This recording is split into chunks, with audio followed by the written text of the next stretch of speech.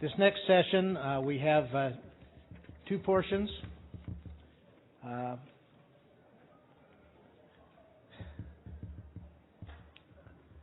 Our first speaker will be Dr. David Cole. Dr. Cole is an emergency room physician in Salt Lake and is the current president of the Utah Medical Association, and we're glad to welcome him here. He will speak for approximately 20 minutes regarding health reform issues which are more specific to Utah. And following him, we will hear from Theodore Linn, Esquire. Mr. Linn is a health care attorney. He received his Juris Doctorate from Loyola University School of Law. His career began with First Health Group Corporation, Coventry Healthcare, which is a Fortune 500 healthcare company, which provides a broad array of services to its clients in both the private and public sectors, and he directed that company's Salt Lake legal department for about a decade. Thereafter, he continued his health law practice with a prominent Utah law firm, and later as director and counsel for a specialty insurance product. He's founding member of Linn Company in response to the shortage of competent and reasonably priced health law practitioners eager to serve not only high-income practices but also new practices and individual health care professionals. He has a particular interest in helping to demystify the myriad business of medicine issues confronting new MDs in this unsettled and competitive healthcare environment. And he will speak concerning the new healthcare reform issues that may be on a broader basis nationally.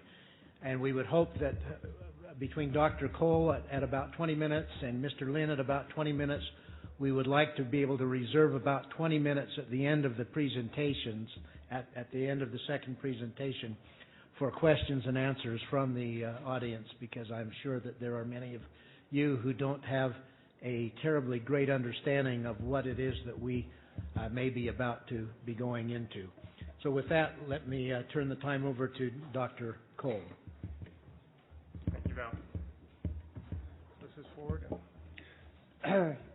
I don't hold myself out to be a policy expert or a wonk. I'm a doctor who just got nominated to serve in this role. In fact, I'm pretty new to being involved in UMA and politics in general, only just for the last few years. Utah is really one big small town, and if you want to serve, you can. And along the step of the way, and probably a lot of you have had the same experience, whether it's department chairman or chief of staff, it's often the case that if you go to the bathroom and the nominating committee is meeting, you're in trouble. My own experience started with Utah ASAP, which is really just a group of 12 guys, some of which have been meeting for 20 years, that meet once a month in Utah Medical Association office, and we wanted to get a malpractice bill off the ground. I got involved. I was the guy at the head of the table that particular year, so I went up to Capitol Hill, and kind of one thing led to the other. So if you have any questions or clarifications or corrections even, please jump in. Like I say, I'm not an expert. I'm really just kind of one of you fellows that got pushed into the position, and I'm enjoying every minute of it. Michelle McComber is our policy wonk. She and Casey Hill are the two people that are working for you on Capitol Hill. And I got to tell you that Utah Medical Association works because we have an excellent paid staff. Their experience could never be matched by an unpaid physician. They do a great job for us on the Hill. And in fact, they're the only group that's up there that protects our interests or protects the interests of patients. It's astonishing every year when I go up there and hear about bills that are being advanced, bills to give prescribing rights to psychologists or even chiropractors, how nobody else thinks or raises the concerns except Utah Medical Association. If you think your specialty society or other groups represent you, in Utah, it's the Utah Medical Association. They're the only people that really have the infrastructure and the experience to fight for you in Utah. My little plug, we're almost 80% of Utah physicians, and we're always interested in people that want to get involved at any level. So I'm going to go just chronologically about what's been going in the last 2 years. Even before Obamacare, before that was really even on the landscape, Utah embarked on a pretty ambitious multi-year schedule of healthcare reform. I don't think we would have gotten to anything like Obamacare, but we would have broadened access and I think made it more efficient, more user, and more business friendly. One of the first ones was HB 47, which created standards for electronic exchange and basically set up the architecture for the CHI. For those of you who don't know, the Clinical Health Information Exchange is an effort launched by multiple hospital groups, multiple insurance companies, and ultimately will engage individual providers to create servers that will mirror everybody's image, everybody's records. You'll be able, for instance, in my case, an emergency room, to go and look the patient up by some unique identifier and find out all the hospitals they've been to, all the ultrasounds they have, what their doctor's doing in their office for them. The idea is this is going to eliminate or go a long way towards eliminating the huge amount of duplication in testing and even prescribing. And I can tell you, working in the emergency room, and you've all had this experience, you know, the patients know they take a white pill, they don't know what the midline scar down their abdomen's for, and they don't know what's happened so far. And many of them have had multiple CTs, multiple ultrasounds. And I think this is some low-hanging fruit to eliminate some of the costs and redundancy in the system. It's now being piloted in Cache Valley and Moab, two sort of semi-closed, contained communities that were easy to start at. And sometime soon in the future, we hope to have it statewide. Utah is one of the first in the country, and so far one of the only, to have something up and running. Many other states are planning it, but Utah was out there first. Speaker Clark really was at the forefront of pushing healthcare reform, both in 2009 and 2010. He came up with two bills in successive years that launched much of the reform going forward. Mandated a multi-year effort involving the Department of Health, Workforce Services, the Insurance Department of the state, the governor, and the legislature, and laid out a framework where they would involve all the providers and payers to create some standards going forward. One of the goals was to open up the health insurance pool. We have all states have an insurance pool for the uninsurable, but what he wanted to do is make this accessible to everybody. He wanted to have uniform policies so that you can compare apples to apples. He wants to have it online, and eventually set it up so that employers can participate. They can give, as an employer, you can give your employee a voucher that would go towards purchasing anything that you select on there, like a cafeteria plan. That hasn't quite gotten off the ground yet. The insurance companies, I think, embrace it in letter, but not in practice yet. But I think it's got a huge opportunity. If any of you have ever tried to go out and buy an individual policy, you know that it's clumsy, difficult. You can't figure out what's covered. You can't compare policies back and forth.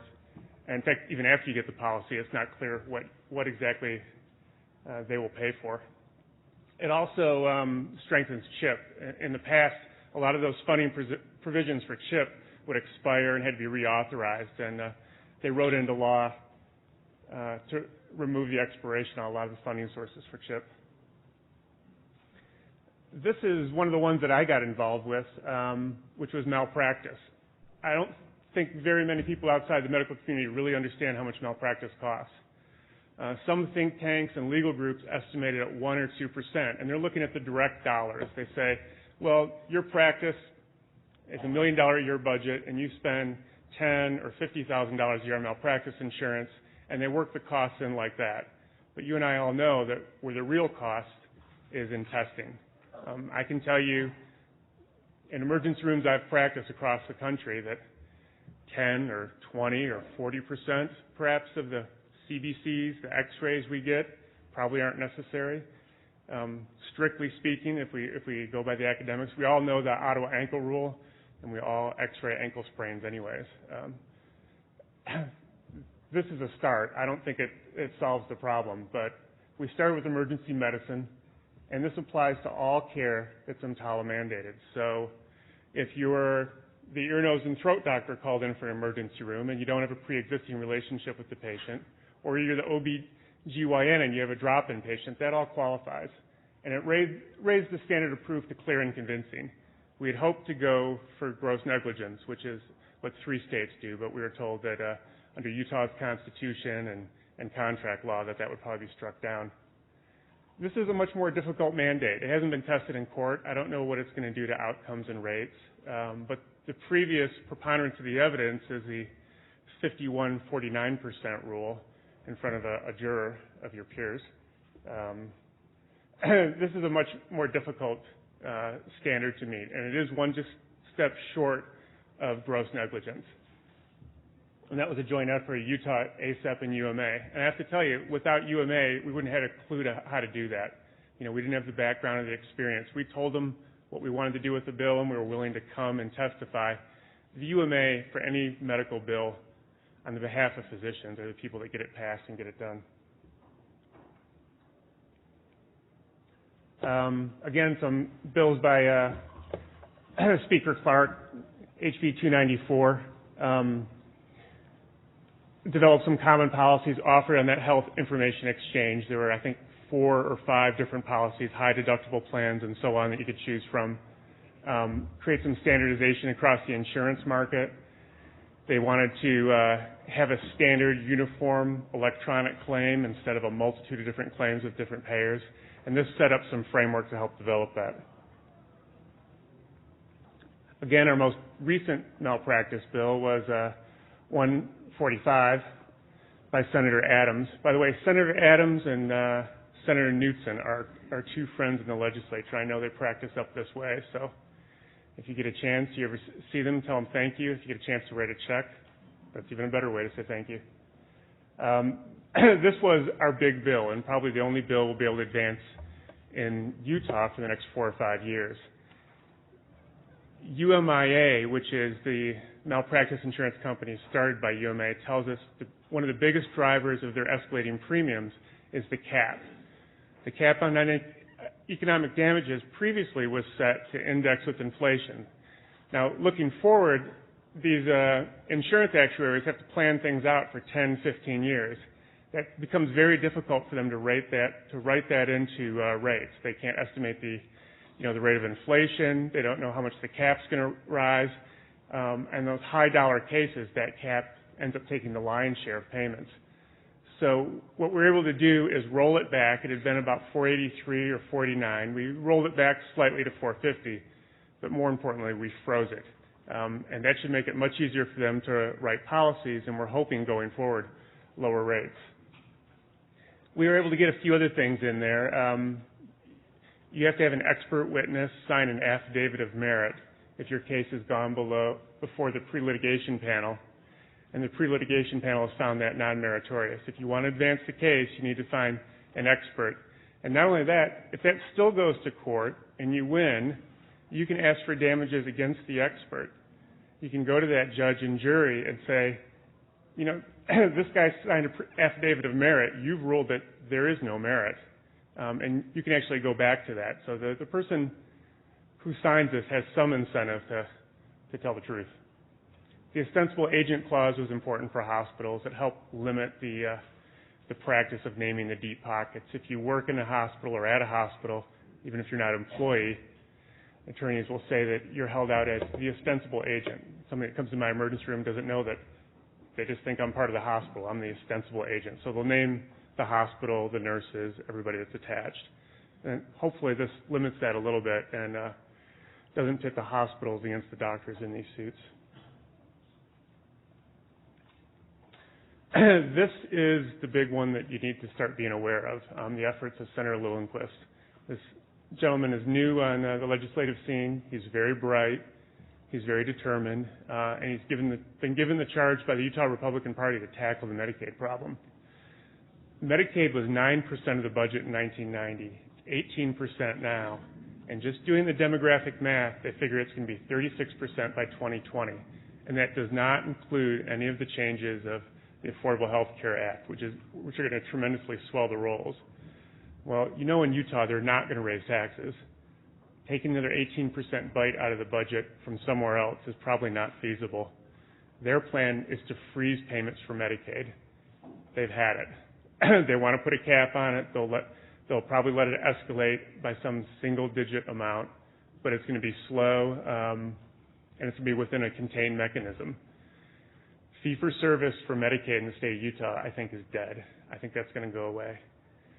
I don't know what's going to take its place. Even now, they're holding talks on a weekly basis involving payers and providers and anybody that really wants to come to try to figure this out. It'll be some element of managed care, of medical home providers, which I don't have on there, ACOs, when we figure out what an ACO is, and our next speaker will help us figure that out.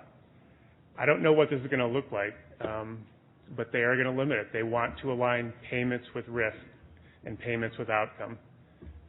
The money, and you all know there's not a lot of money in Medicaid for physicians, but the tap is going to be turned off. And I think you all know nationally with Medicare, we're going to see the same trend. Payments are going to go down. It's my understanding that 39 states are either applying for a waiver from CMS or are looking into that. All of these states are facing the same cost issues, and they know what's coming with the Affordable Care Act. They're all looking to revamp and turn their Medicaid away from fee-for-service. In fact, Florida, just a few days ago, passed a huge sweeping bill to do exactly that. And then budget caps. There's a mechanism to create a rainy day fund within the budget. So when we have bad economic times, they can set aside a little bit of money for Medicaid in times like this.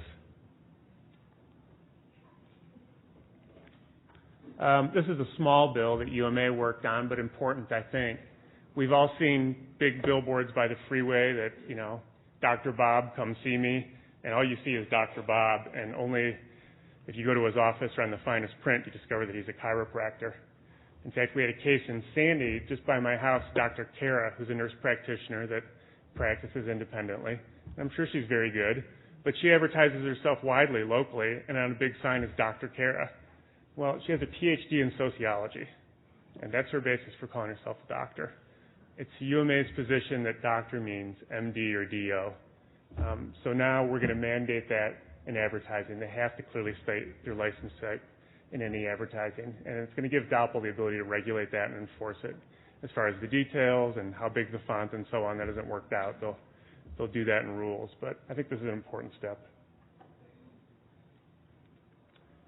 This is also one that I worked on, and I know is a little bit controversial, but I think everybody in this room would agree that opiate overdoses are a huge problem. We're killing more people than car accidents. I just can't get over that. When you think of the decade-long effort since you and I were children and we bounced around the backseat of a station wagon without seatbelts, the money we spend on highway safety, how much we remind our kids about safety belts, the mandated airbags. More people are dying in the state of Utah and in many states than in car accidents from opiate overdoses. There's been a tenfold increase in the amount of opiates written in the last 10 years. And this came from, I think, from a good idea, from the idea that we're under-treating pain and mandates that eventually JCO and CMS adopted for us to use the pain scale to adequately treat people's pain. Unfortunately, the law of unintended consequences has kicked in. I can't overstate this, and maybe I'm being overdramatic, but this is the single most dangerous thing that we do, is write these prescriptions.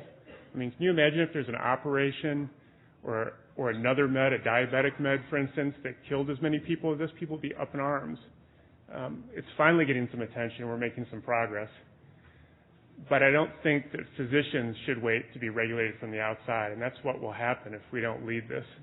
The federal government is already preparing plans to require all the manufacturers of these drugs to provide education and training, but I think the physicians need to do that too. You know, nobody ever thinks that they have the problem, and I'm sure most of us don't as far as prescribing the drugs, but I think those people come through every practice. You may not have been the one that started them. That may not be a majority of your practice, but you have contact with those people. They come through your practice, you treat them for a little while or a year, and then they leave your practice. This is something we need to be aware of and educated on. So we went to the legislature and asked them to mandate 4 hours of CME for every physician on their license renewal cycle. This won't be 4 hours additional. It'll take the place of any other 4 hours that you were required. And the UMA will develop this. This will be risk-based education. There are several states that require education around treating pain. I know California does, Oregon, Washington. All the research I've been able to do show that Those were older models, and those were all about treating pain adequately. California actually requires 12 hours, but the last time I looked, not much of it was about risk. Ours will all be focused on risk. How to identify risky patients, what to do with them, the drugs that are dangerous. There's some low-hanging fruit, like methadone prescribing, that we can do a much better job on and hopefully save some lives. And as far as I know, Utah is the first to go in this direction. Negligent credentialing basically would have made peer review discoverable. There was a Utah court decision that suggested they could do that. They could go after credentialing in your hospitals and sue you on the credentials committee because of a surgeon or any practitioner that came through your hospital that was found to be negligent. You can imagine what a chilling effect that would have. You would never get anyone to sit on that committee again. You would never get anyone to do peer review if that was all discoverable. And that was an uphill battle. That was not an easy gimme where the senators just realized, yeah, we need to do that. That was close to the very end, and UMA fought that. The Office of Inspector General, the original bill, was going to be much more onerous. It would have subjected us to audits from the state where they would come in and look at your records, label overbilling as fraud, even allow outside contractors, the way they do on the federal level, to come in and do the same thing. I don't have time to go into the details, but we were able to make that a much more benign process and much more thoughtful and constructive. I'll stop there. Any questions? I'll just emphasize the one guy you got to watch is Senator Lillenquist. He's a great guy. He's a smart guy. I think he's very thoughtful. But this is the future of your paychecks and the future of your practice. Medicaid's going to be radically different in the state of Utah in the next 5 years. Sir? Yeah, you're talking about opiate-related death. Do you have any information? How much of that relates to the Tylenol component versus their narcotic component? Is that sorted out? Very little of the Tylenol component. I've pronounced a dozen people dead from opiates. I've never seen Tylenol, and I haven't heard that from poison control. I was actually on the board for a couple of years. We didn't talk about that. We're kind of struggling with this in our surgical practice, trying to figure out what is the ideal number of pills to home with. Are there any guidelines developed? No. Department of Health developed prescribing guidelines that are helpful. They're a little bit lengthy, but I think it's just a start. I think doctors really need to educate themselves and be aware. And you really need to look at the medical record and control substance. That has changed my practice. It enables me to treat chronic patients more liberally and safer. I can look and see. Yeah, they take a huge amount of narcotics, but they're always on the straight and narrow, the same provider. In the same way, you can discover the escalating patterns when somebody's flipping off the edge. Thank you. Any questions? Thank you, Dr. Cole, and there will be time after the second presentation. If you would hold your questions till after Mr. Linn speaks, and then both of them can be addressed. Thank you. Thank you. Okay, good morning. I was asked to talk to you all this morning about the Patient Protection and Accountable Care Act. And I got to say that's a big topic. That's a Pacific Ocean-sized topic. So I'm going to narrow the scope of this presentation to the statute's healthcare cost containment and quality components, more specifically the Accountable Care Organization. But before I start, I really need to add a fairly substantial caveat to the presentation as a whole. Not only is the Affordable Care Act a new statute as of 2010, the rules that will govern, the regulations that will govern conduct under that statute are yet to be finalized. We have proposed rules, all 429 pages of them, that were issued by Department of Health and Human Services last day of March.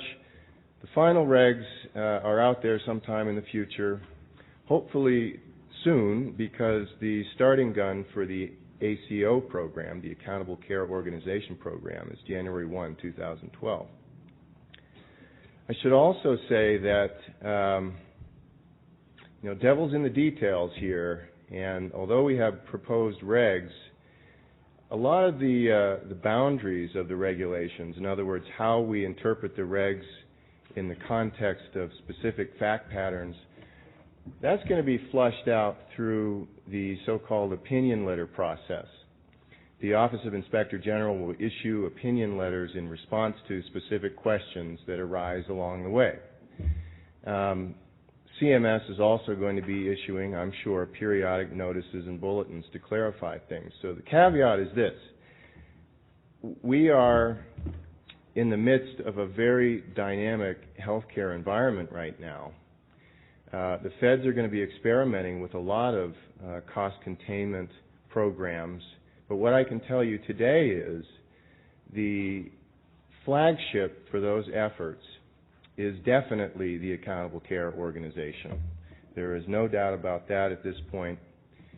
The model has a great deal of bipartisan support, and it's here to stay. As David mentioned, it's certainly something that on a state level we're looking at very closely. So here's our Accountable Care Organization roadmap, 20 or 25 minutes worth. I want to quickly discuss with you what an Accountable Care Organization is from various viewpoints, why the feds are hitching their cost containment wagon to this particular star, very quick timeline, when, how this huge albatross with a great wingspan is going to get off the ground, a little bit about prior experience. Health and Human Services doesn't like to do anything from scratch, so we're going to hit that point a little bit. And then ACO Anatomy 101, the criteria for becoming an ACO. And I want to close, perhaps most importantly, with what I believe to be 10 contracting essentials. I think with a fairly high degree of probability, many of you will be propositioned to join an accountable care organization. Perhaps some of you are hospitalists, and you will find yourself as a participant in an accountable care organization merely by virtue of your employment contract. So it is here, and it's essentially now. So let's start with HHS, Health and Human Services soundbite of what an accountable care organization is. A closely integrated organization of healthcare providers that agrees to be accountable for the quality, cost, and overall care of Medicare beneficiaries who are enrolled in the traditional fee-for-service program.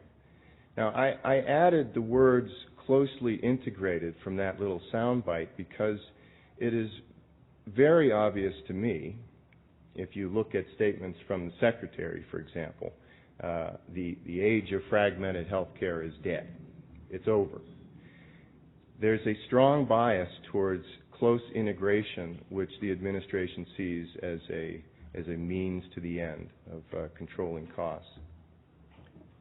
Now, I should also at this point tell you that the measurement of quality is an essential component to the accountable care organization. It isn't all about costs. In the proposed regs, for example, we have 65 quality measures. 58 of them overlap quality measures that you may already be familiar with, particularly if you're in a hospital environment, and I'll talk more about that in just a minute. As I mentioned, it's useful to look at this animal from several different viewpoints. As a health law attorney, I ask myself, well, what's the legal purpose for an ACO? To me, it's simply a contracting entity. It's an entity that's going to enter into contracts with payors, and in this instance, the primary payor will be the Medicare program. I don't doubt that ACOs will be contracting with other payors, but the Affordable Care Act is all about the Medicare program. From a clinical perspective, if you talk to a hospital administrator, for example, here in Utah, we have highly integrated healthcare delivery systems. That administrator is going to define an ACO as an association of providers working together to treat an individual patient across care settings. From a fiscal viewpoint, and this is the nut of the whole thing, an ACO is a Medicare bonus program. It's going to reward ACOs, this contracting entity, that lower growth in health care costs while meeting very specific performance standards. In certain circumstances, an ACO can also be a risk-bearing entity, like an insurance company. But here is the thing, if you take nothing else home today, take this home. An ACO preserves the fee-for-service payment system. It is not like the old-fashioned HMO capitated models that we all despise. It will preserve, to a large extent, fee-for-service, but participating providers will have the potential to share in any savings that that organization achieves, up to 50 and even 60% of demonstrable savings. Now, as I said, there are going to be a lot of measures involved, clinical measures, measuring outcomes. The feds are going to assign benchmarks from which to measure the savings. But the end game is that providers, and I would single out primary care providers, have the potential to save in any of the overall savings. From a health policy viewpoint, I am also not a policy wonk, but you probably heard in the press the various indictments on the fee-for-service program, if left to its own devices, simply is unsustainable.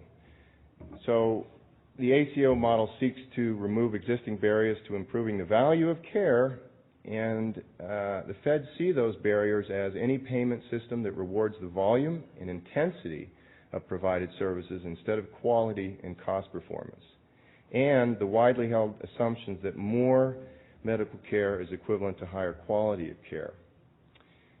The shared savings program, this bonus program, is simply seen as a means to an end. It's the carrot on the stick to get you all to participate in an ACO.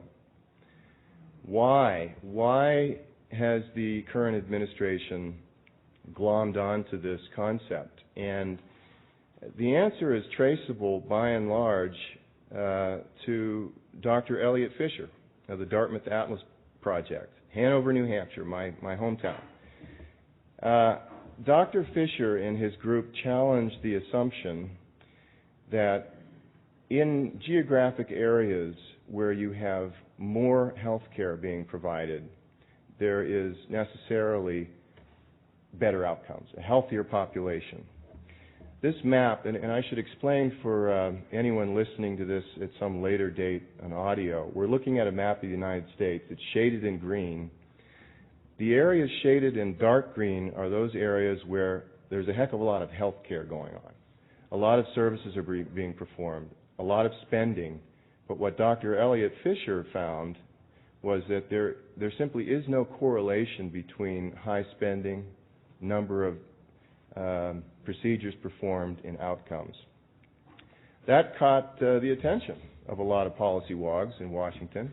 During the health care debate, believe me, Dr. Elliott's voicemail and email boxes, I'm sure, were overflowing. But it's the model that we're stuck with now. It's been written into our health care reform statute. The concept itself probably started to gel around 96. Dr. Fisher seems to have coined the phrase in 2006 in an article. As I said, it was codified into law in 2010. The regulatory framework, as I mentioned, is in the works. And importantly, the starting gun is fired January 1, 2012. So you will be affected by this in some way, shape, or form. I imagine you're probably going to start to see contracts in the mail. How is this highly, highly integrated healthcare delivery system going to get off the ground in the present regulatory environment? And again, for folks listening to this in audio, you got a contortionist in a box on this slide, and he's surrounded by a collection of federal and state legislation. I should single out gain sharing. Gain sharing is a concept where hospitals, for example, reward providers for essentially limiting care, lowering costs. You've got the anti-kickback statute, self-referral laws. It is a very tough environment for highly integrated healthcare. And the question arises, how is this ACO model going to coexist with the intense regulation that you all practice under? And if there's anything I tell all my clients at the outset is, make no mistake, you are working in a profession that is among, if not the, most highly regulated profession on the face of the earth.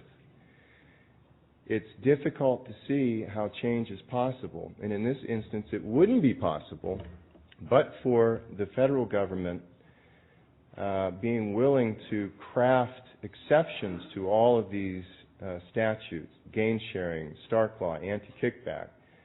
This could be the subject of many presentations. Suffice it to say, the feds have cut enough slack in the overarching regulatory scheme to allow for the ACO to exist. That doesn't solve all the problem. As you know, there's state regulation. Dr. Cole just addressed quite a lot of that. Some of the obstacles here that the ACOs must face are things like prohibitions against corporate practice of medicine, fee splitting, and most importantly, insurance regulation. The ACO statute, the Affordable Care Act, does not contain any preemption provisions like ERISA. These employer-sponsored plans are only governed under federal law, one sets of law. ACOs will be subject to 50 different sets of insurance laws. And I can tell you from experience, I just recently represented a physician, primary care physician, who started a terrific retainer fee practice. I won't go into the details, but he received unceremoniously a cease and desist order from the Utah Insurance Department. According to them, any transfer of risk, any risk that a physician takes on, any financial risk, or any prepayment of medical services equates to doing an insurance business in Utah. This is the kind of nonsense that the ACOs are going to face on a state level. Prior experience. Why does the Department of Health and Human Resources think that it has the experience to make this concept float? It has been experimenting with so-called value-based purchasing for a while. We have seen over the past few years dabbling in performance measures. Again, those of you who are hospitalists, you're probably familiar with the Hospital Inpatient Quality Reporting Program. Many of the quality measures that have been written into the ACO statute are already in existence. Some of you also might be familiar with the Physician Quality Reporting System, PQRS. Again, the writing was on the wall here. I myself didn't put the dots together, but incentive payments were anticipated there, very specific reporting measures, quality measures. And I would also be remiss if I didn't quickly compare the traditional HMO model with the ACO model. Now, Health and Human Services thinks it has something to learn from the HMO model's mistakes. The HMO was typically arranged around capitation, and as you know, those of you who have been in practice for a while, providers really suffered from low reimbursement rates. The ACO providers, again, they will receive regular fee-for-service payments, but qualify to share in any savings generated by the ACO. Quality of care, well, as we all know there, cost reduction was the HMO's primary goal just because it was under so much financial pressure and sometimes quality was sacrificed there. In the ACO model, there's an equal emphasis on quality measures and cost reduction. In other words, you can bend that cost curve 180 degrees, but you're still not going to be rewarded unless those quality measures are met. Level of risk. In the 80s and 90s, HMOs were intrinsically unprepared to accept the kind of risk that they did. Many of these HMOs, for example, didn't even have excess loss insurance, stop loss insurance. ACO participants in the standard accountable care organization model are paid the usual fee for service.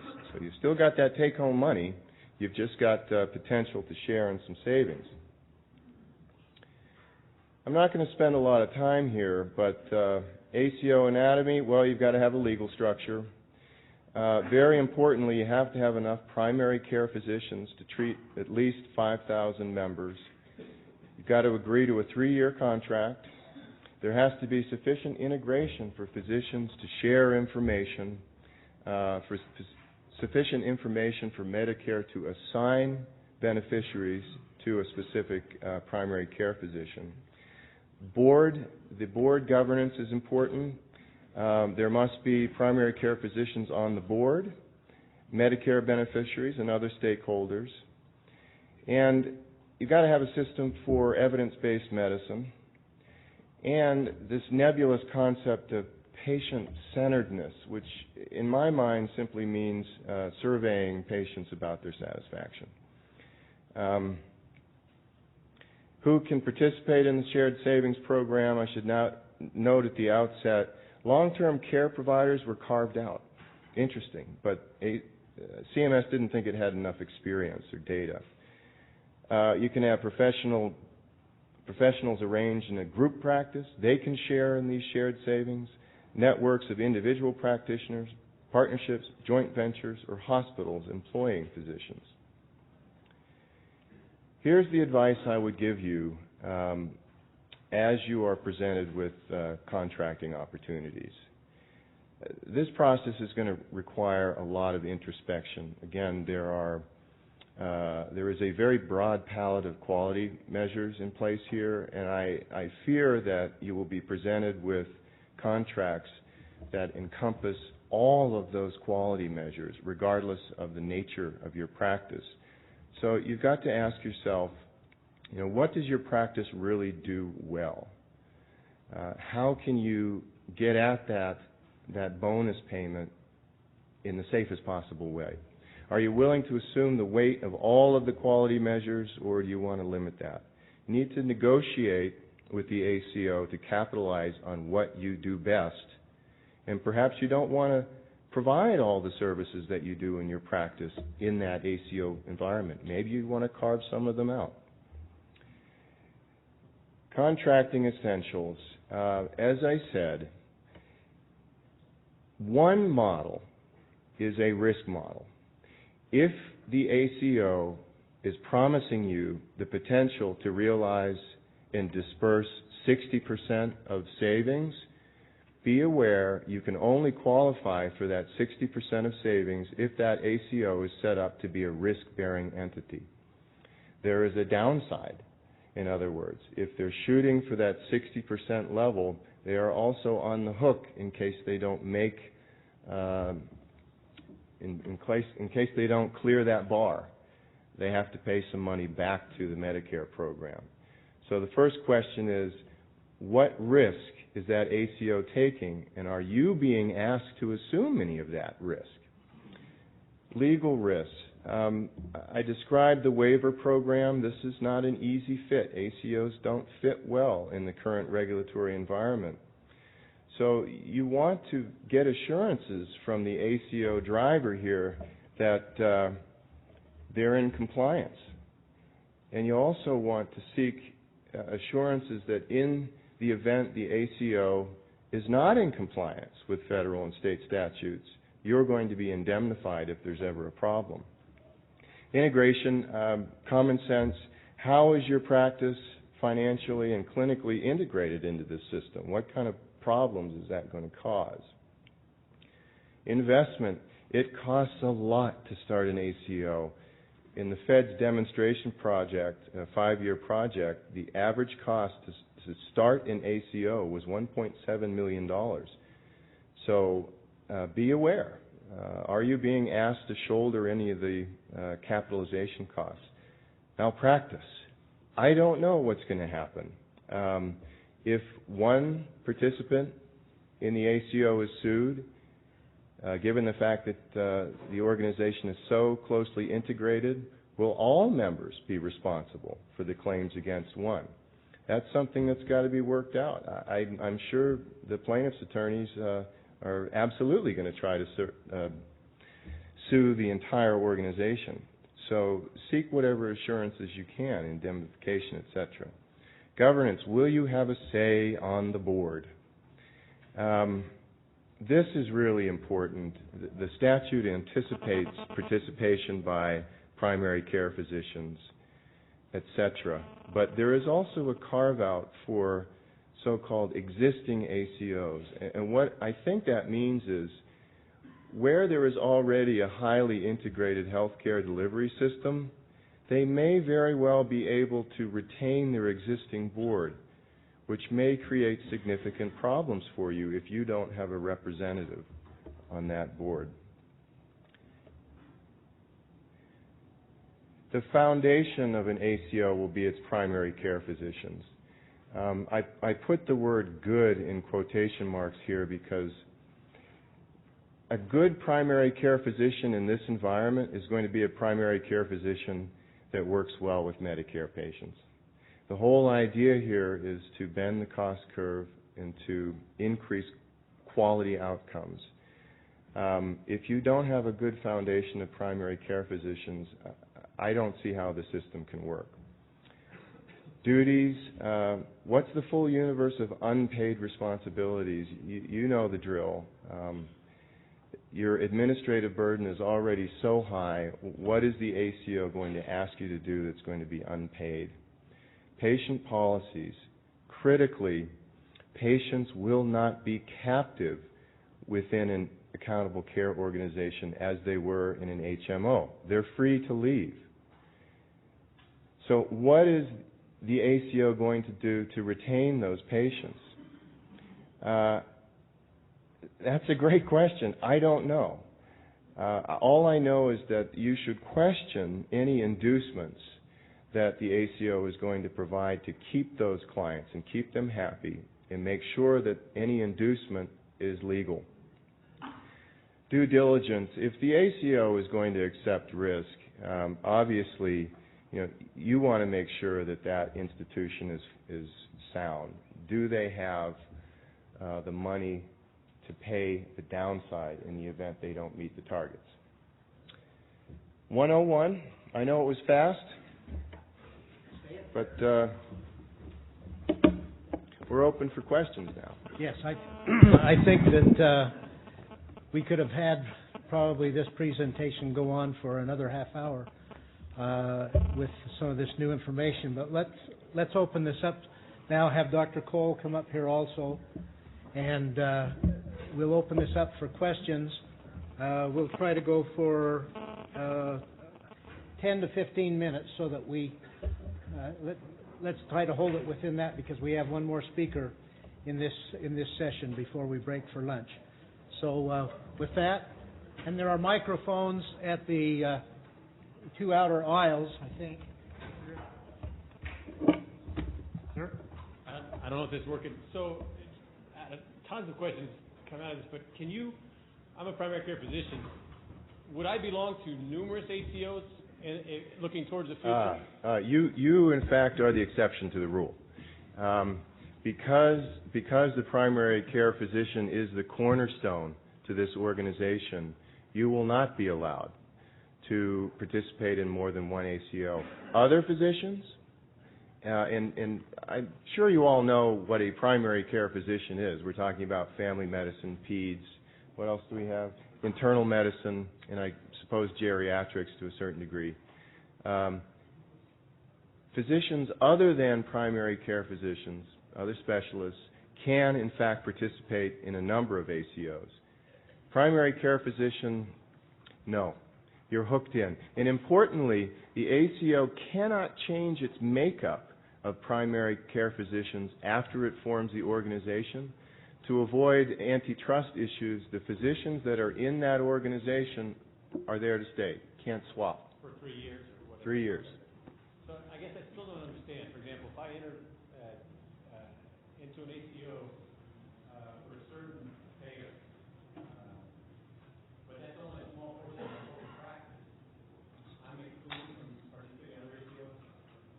Yeah, and, I should say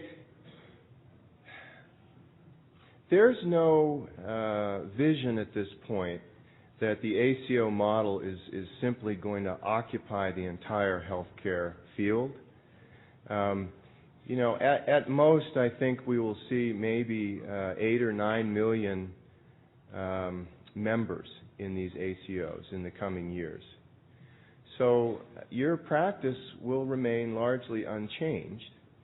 The thing I can say is, although you will be limited to one ACO, you're going to have commercial payors in all their different iterations, also anxious to contract with an ACO, and I think that's where you're going to see more attention to bundled fees, episodic payments, that kind of stuff. Right now, on the Medicare side, fee-for-service is still here. On the commercial side, I think the payors are going to be more aggressive. There's going to be a trend towards bundling and episodic payments, and perhaps we'll even see capitation again. So if let's say in the next year or two I'm approached by different ACOs, how would I make a decision? What would be some criteria for me to make a decision on who I would align with? Well, first, Doctor, I think by way of prioritization, risk is really up there. If you want to join an ACO with no downside, then that ACO's maximum bonus, if you will be around 50% of shared savings. If you join an ACO that is eligible for that 60% reward, you know automatically that there's a significant degree of risk. So I would start with risk. But I'm afraid, I don't want to blow my own horn, but you're probably going to need some counsel. Exactly. What are the resources available? Well, one of the reasons we started a specialized health law practice in Utah is because there are no specialized practices. There are some other healthcare attorneys, health law attorneys in the bigger multi-state firms. They have practice groups, but I would start with the American Health Lawyers Association. So it's a national organization. It's a pretty safe bet for getting sound counsel. I appreciate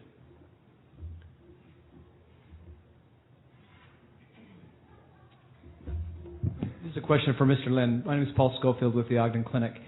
So back in the 80s and 90s, many physicians around the country lost their shirts, literally, as they pell-mell went into these capitated arrangements, not, as you mentioned, securing reinsurance that they should have acquired. Do you anticipate a similar question or a similar outcome to physicians who launch into these ACOs without understanding the rules, which, by the way, have yet to be completely defined? Well, you're absolutely right. My biggest fear is not so much financial, I have to say, because again, at least with respect to the Medicare model, fee-for-service is not dead. So there is an opportunity here for a physician to join an ACO with no downside. What's the worst that can happen? You'll receive your Medicare fees, the normal rate. I'm not saying that those fees won't be undermined as we go through the process, but there's relatively little risk. My fear really is grounded in experience. I think that as we speak, folks are forming ACOs. There's going to be a flurry of contracting activity, and as with any business, you're going to see one-size-fits-all contracts. you're going to see physicians getting themselves into situations where they are subjecting themselves to all of the quality measures. And you're going to see physicians get themselves into situations where the ACO has been built so quickly on such a wobbly foundation that it will lose its ACO status. In other words, it will lose the ability to participate in the shared savings program, which is the incentive itself, and they'll be stuck, stuck with an empty organization. I want to divert just a bit because I think this is also useful information. If you think back to that map, the Atlas Project map, you probably notice Utah is lightly shaded. We are an area that, all things being considered, is a low-spending area. So I would advise all of you, think about that incentive. Is there a lot of savings to be earned here in Utah? And if that ACO achieves those savings, let's say they do a spectacular job in the first 2 years, 3 years, what happens then? Your incentive's gone. Once the goal of cost containment is reached, there is no incentive but for quality outcomes. If you're in it to improve the health of the community and you're seeing evidence that that is in fact happening, well, that will become your incentive for staying in the organization. Yeah, thank you. Just a follow-up comment. Nowhere that I've seen in the regulation is there any definition or identification of the amount of time that physicians will be required to spend to meet those quality guidelines. That's an unpaid amount of work that's going to be out there. I could not agree more. And as we speak, and you may have noticed, facilities, in fact, my own primary care physician was recruited recently to be an outcomes researcher for obvious reasons. Outcomes research is going to be critically important. Joining any ACO, you've got to ask yourself, do we really have the expertise to measure this data? Do we really have the expertise to meet these quality measures or even keep track of them? It's a daunting task, and I think that's one of the primary reasons it is so expensive to start one of these things. On average, as I said, about $1.7 million. Takes a lot of infrastructure and a lot of administrative support.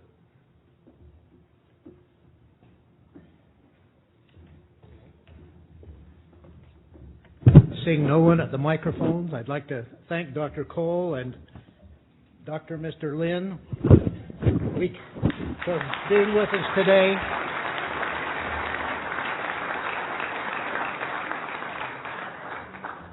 This is, I think, very interesting to all of us, and we'll retain our interest as we go along and find out really what it is that we're going to be in for.